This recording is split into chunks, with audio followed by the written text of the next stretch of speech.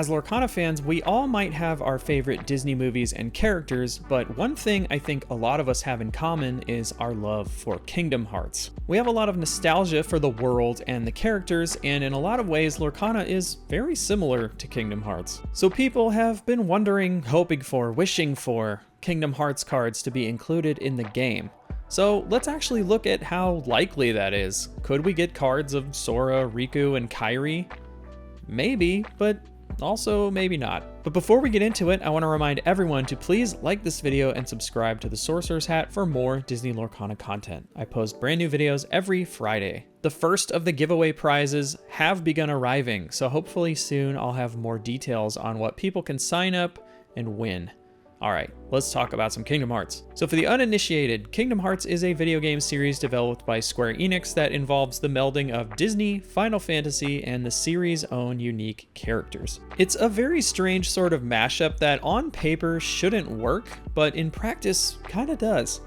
The first game in the series originally came out in 2002, and since then it's had 2 sequels and many spin-offs and prequels, with a 4th game in development. While the games are developed and published by Square Enix, Disney apparently owns everything Kingdom Hearts related, including the main characters of the series. So in theory, Ravensburger could have characters like Sora in Lorcana, but do they want to? I'm sure they are aware that fans want cards from the series in the game, but whether or not they do it is a totally different story. Ravensburger has never really come out and said anything on the matter other than to shut down a fan theory that the card Tiana, Celebrating Princess, contained a Keyblade, the iconic weapon of the series. While I would welcome Kingdom Hearts cards in the game since it is technically a Disney property and I am a fan, I also would respect Ravensburger's decision to leave it out for a number of reasons. For one, Lorcana is already kinda similar to Kingdom Hearts in a lot of ways. You have this sort of multiverse that all the characters exist in. Granted, Lorcana, it's not really a multiverse per se. It's more like the characters from stories coming to life, but you get the picture, it's kind of multiverse-ish. Either way, mechanically, the fact that Merlin and the fairy godmother would be interacting at all is sorta in the same ballpark. Also, instead of Keyblade wielders, you have Illumineers who, instead of Keyblades, have ink casters, so you get the idea. They're very similar. The point is that adding Kingdom Hearts to the game potentially changes the face of Lorcana's world, unless the characters themselves are glimmers, but then that implies that characters like Cloud Strife also exist in Lorcana since he'd be part of Sora's story, so it starts to get sort of wild, and I'm of the opinion that I only want Disney properties to be in the game to keep it cohesive. The other thing is the rights issue. Yes, we know that Disney technically owns Kingdom Hearts, but that doesn't mean that Square Enix doesn't have some weird contractual rights somewhere buried in some legal documents that would make it harder to get it made or licensed.